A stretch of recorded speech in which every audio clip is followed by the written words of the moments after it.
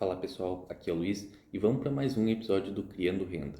E hoje a gente vai tratar um pouco sobre dividendos, mais especificamente o que são dividendos.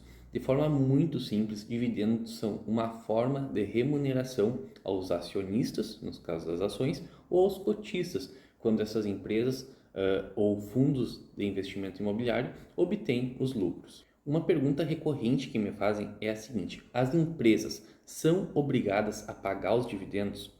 Bom, as empresas que fazem parte da B3, sim, são obrigadas. Tem uma lei específica, a lei das SAs, que é chamada, em que ela diz que deve remunerar o acionista com 25% dos lucros. No entanto, ela dá abrangência que, se a empresa possui um estatuto social e que nesse estatuto diga que pode remunerar menos, a preferência é do estatuto. Logo, se uma empresa disser em seu estatuto social que vai remunerar o seu acionista em 10%, bom, essa remuneração será de 10% em razão da previsão no estatuto social. Dividendos mínimos é um sinônimo de baixa lucratividade da empresa? Eu entendo que não. Por quê? Existem empresas em desenvolvimento, né? Ou ainda empresas já consolidadas, mas que adquiriram determinado patrimônio ou estão em fase de expansão. Então, o que muitas vezes acontece? Elas reduzem o dividendos, né? Elas têm o lucro, colocam como custo, reduzindo o dividendo para que consigam alavancar esses projetos futuros, sejam projetos de desenvolvimento ou seja mesmo a aquisição de patrimônio. Então, mas o acionista vai perder, ele vai deixar de ganhar. Na verdade, não, porque o patrimônio da empresa vai inflar mais um pouco, logo aquela ação ou aquela cota de fundo imobiliário que a pessoa tem vai aumentar um pouco de preço, porque o mercado tende a corrigir no longo prazo quando uma empresa ou um fundo imobiliário consegue ampliar o seu patrimônio. Dividendo em fundo imobiliário possui as mesmas regras? Não, pessoal, não possui as mesmas regras. O que acontece? Nos fundos imobiliários tem uma regra que tem que ser distribuído 95% do lucro. Isso a cada 6 meses. A diferença é que normalmente, isso é a previsão legal, mas na prática os fundos imobiliários eles distribuem mensalmente, né? Eles fazem uma projeção ali e conseguem dividir esses 6 meses mensalmente ali para dar uma constância, traz mais atratividade para o cotista vir e comprar cotas do fundo, né? Mas o que acontece? Ele pode deixar de remunerar o seu cotista? Sim, em duas situações. A primeira, se o fundo de fato não tiver lucro nenhum, né, seja por vacância, quando é um fundo de tijolo e vamos supor que ele é um monoativo, um fundo de tijolo monoativo, e que ficou sem aquele locatário, logo aquele imóvel ele deixou de gerar receita. Logo, não tem como remunerar o seu cotista. E a segunda situação seria com uma previsão legal, geralmente por uma votação, né, de todos os cotistas, em que abririam mão do seu dividendo para uma aquisição de um imóvel muito grande, por exemplo.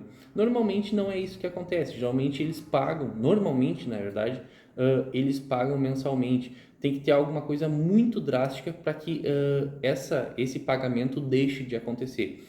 Mas o que mais se vê é que se tem uma situação de vacância em que o fundo ele deixa de lucrar um pouco, o máximo que acontece é uma diminuição naquele dividendo mensal. Eu não cheguei a presenciar um caso em que o fundo deixou de remunerar aquele mês por causa de uma situação de vacância ou de inadimplência. Quero dividendos, eu devo escolher ações ou fundos imobiliários?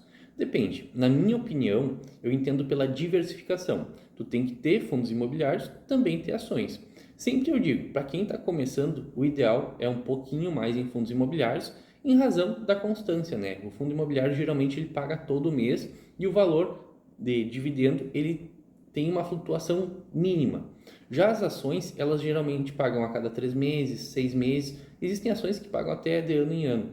Então, se tu pegar um fundo imobiliário legal, se tu pegar uma ação que ela tem um histórico de bons pagamentos de dividendos, que, por exemplo, ela remunera o seu acionista a cada 3 meses, e daqui a pouco tu pega uma ação que está em desenvolvimento e existe a possibilidade dela começar a pagar um dividendo daqui a um tempo, daqui a 1, 2 anos, mas esse dividendo ele vai ser um pouco melhor, então acho que tu tem que diversificar nesse sentido, um pouco mais em fundo imobiliário, um pouco menos em ações pagadoras de dividendos e um pouquinho em ações em desenvolvimento, porque ela pode ter gerar um dividendo futuro muito interessante. Com esse pensamento, logo, os fundos imobiliários são a constância, as ações pagadoras de dividendos são presentes esporádicos que tu vem a receber e as ações em desenvolvimento são os dividendos futuros que tu possivelmente vai receber. Mas tem que ter muito cuidado, tá? Quando eu digo ações em desenvolvimento, pensem em empresas novas que entraram na B3 para captar mais dinheiro para conseguir se desenvolver. Logo, tu tem que ter um pouco de paciência. Essas empresas, elas vão pagar o mínimo possível nos seus primeiros anos ali de B3.